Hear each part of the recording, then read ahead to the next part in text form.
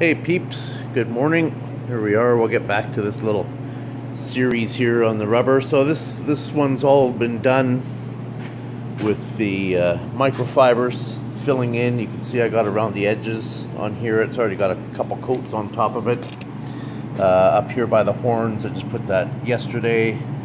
Up here, like I mentioned with her, I'm not really touching her much because she's pretty finicky, this one. The raven's head, let's try and stay in the light. See, I filled it about a third. I filled up the eye socket and the nostrils done, and all under here is backfilled with the microfiber. Not much on Mr. Bunny. A little bit under his ears over here and under his tail. This guy got a little bit under here, small bit on the Buddha, and the rest don't really have any. This guy has a little tiny bit in here. So I'll just show you on the next table now. So we've got that big anchor, another Chinese character with one seam on it here. He's got a lot of places that are going to get hung up, but there's not much backfilling to do. It's just going to be some sort of finicky mother mold work on here. A couple little kitties here, straight up glove molds. This is a glove mold too. This another Chinese character. He's got a couple, it's hard to see, but up in here and here there's a couple windows. You know, those are like the little seams that'll separate when you have a hollow area that you want to keep on your piece. So there's a couple little windows in there. I don't think I'll do any backfilling on here. This is Gun's hedgehog. He got just a little bit between the feet. I just threw that in there yesterday. The rest I won't add anything else to it. Let's see, I'll go around the table. This is kind of a little one. Remember I said sometimes you get a little model and you go, is it really worth the effort?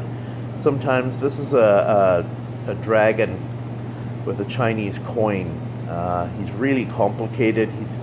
He's got these really delicate little horns here. So I've got two little mini seams up here that join down into one in here. I don't know if that's going to show up very good on the camera. So sort of like a Y shape running down, and another little seam here.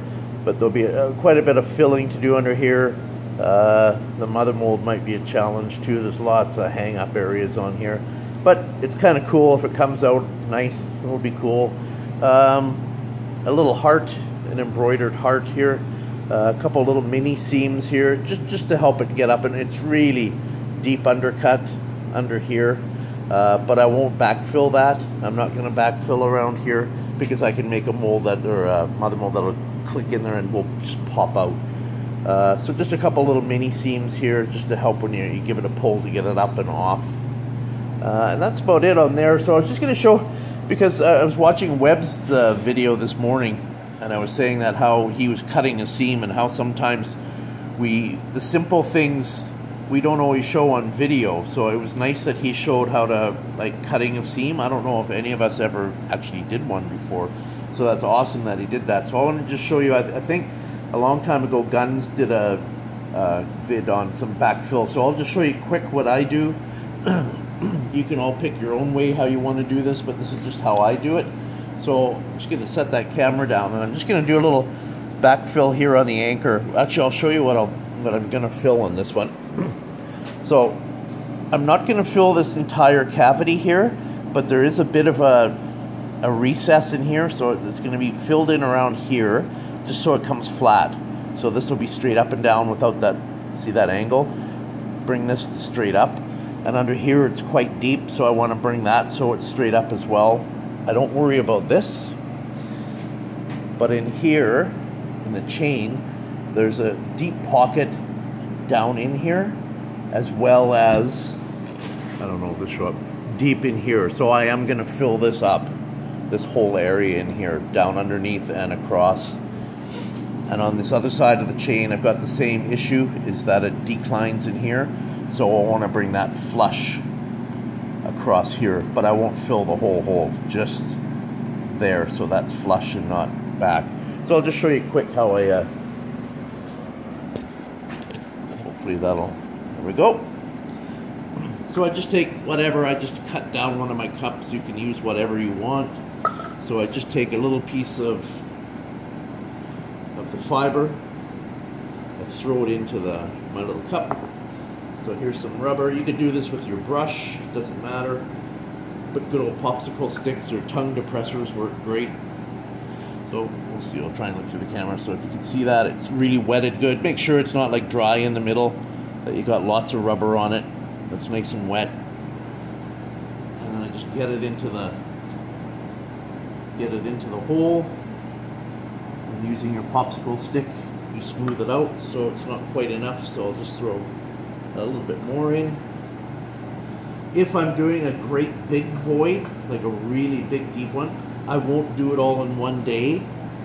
I'll do it over a couple days. I'll do a layer, and then I'll add more to it the next day or when it dries good enough. So here I got another little ball of it. So I'm just going to get that in there again.